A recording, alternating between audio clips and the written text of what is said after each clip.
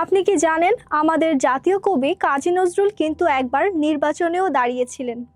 আজ থেকে ঠিক ১০০ বছর আগে হয়েছিল সেই নির্বাচন।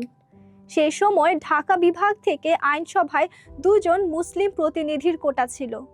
কংগ্রেস থেকে মনোনয়ন নিয়ে ১৯২৬ সালে বর্তমান ঢাকা, ফরিদপুর, বাকেরগঞ্জ ও বৃহত্তর ময়মনসিংহ নিয়ে গঠিত একটি আসন থেকে নির্বাচনে দাঁড়িয়েছিলেন নজরুল। নজরুলের ধারণা ছিল বাংলার মানুষ যেভাবে তাকে ও তার কবিতা ভালোবাসে, নির্বাচনে তিনি বিপুল ভোটে জয়ী হবেন। ফরিদপুরের এক পীরের কাছ থেকে একটা ফতোয়াও লিখে নিয়েছিলেন নজরুল, যাতে লেখা ছিল সবাই যেন তাকে ভোট দেয়। নজরুলের নির্বাচনে মাঠে ছিলেন কবি জসিমউদ্দিনও। স্মৃতিচারণ করে জসিমউদ্দিন লিখেছেন, একদিন গ্রীষ্মকালে হঠাৎ কবি আমার পদ্মা তীরে আসিয়া উপস্থিত। তিনি কেন্দ্রীয় আইনসভার সভ্য হইবার জন্য দাঁড়াইয়াছেন। কবি তখন তার সুটকেস হইতে এক বান্ডিল কাগজ বাহির করিয়া আমার হাতে দিয়া বলিলেন, এই দেখো, পীর বাদশাহ মিয়া আমাকে সমর্থন দিয়া ফতোয়া দিয়েছেন। পূর্ববঙ্গের এত বড় বিখ্যাত পীর যা বলবেন মুসলিম সমাজ তা মাথা নত করে মেনে নেবে। জসিম, তুমি ভেবো না, নিশ্চয়ই সবাই আমাকেই ভোট দেবে। ঢাকায় আমি শতকরা ৯৯টি ভোট পাবো।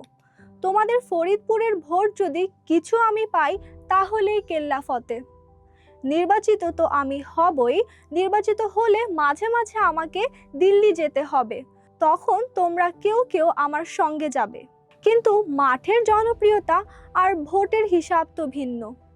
কাজ করতে গিয়ে খরচ নিয়ে প্রথমেই বিপাকে পড়লেন বিদ্রোহী কবি। নির্বাচন করতে কেমন টাকা লাগে সে ব্যাপারে তার কোনো ধারণা ছিল না।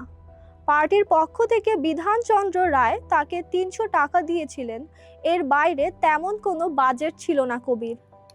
নির্বাচনী প্রচারণার জন্য ঢাকার বেচারাম দেউরির ৫২ নম্বর বাড়িতে পীর সৈয়দ শাহ মোহাম্মদ ইউসুফ কাদেরীর আস্তানায় বেশ কিছুদিন অবস্থান করেছিলেন নজরুল। ভেবেছিলেন ১০০-তে ৯৯ ভোট পাবেন, কিন্তু ভোটে নজরুলের ভরাডুবি ঘটে। ১৮,১১৬ ভোটের মধ্যে মাত্র ১,০৬২টি ভোট পেয়ে ৫ প্রার্থীর মধ্যে চতুর্থ হন তিনি। তার জামানত বাজেয়াপ্ত হয়েছিল। সেদিন হয়তো কবি উপলব্ধি করতে পেরেছিলেন কবিতা আর রাজনীতি ভিন্ন বিষয়। ভোটের মাঠে কবি খ্যাতি খুব একটা কাজে আসে না। এরপর বাকি জীবন কবি অন্যের ভোটের প্রচারে থাকলেও নিজে কোনোদিন ভোট যুদ্ধে অবতীর্ণ হননি। সময়ের অন্য পাঠ দেখুন থাকুন ঢাকা পেপারসের সাথে।